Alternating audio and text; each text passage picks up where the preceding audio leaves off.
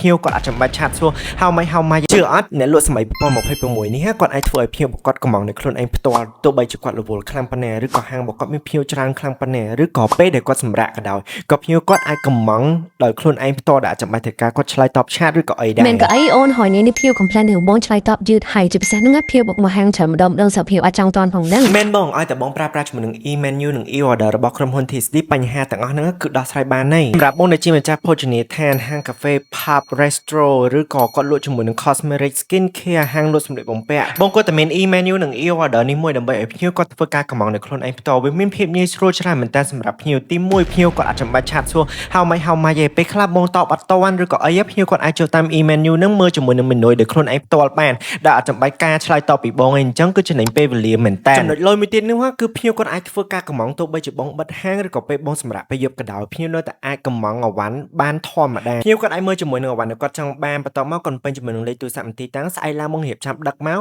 គឺចំណេញពេលវេលាបានច្រើនមែនតើដល់ពេលអញ្ចឹងគឺបងអត់ងាយបាត់ភ្ញៀវទេជាពិសេសគឺអត់សូវបាន complain ពីភ្ញៀវថាអូយបងនឹងគាត់តបឆាតយឺតដល់បាច់ទិញគាត់ទៅទិញផេកផ្សេងគឺភ្ញៀវគាត់អាចកម្មងនៅខ្លួនឯងបាននិយាយទៅសម័យឥឡូវនេះ contactless is the best convenience សម្រាប់ភ្ញៀវមែនតើ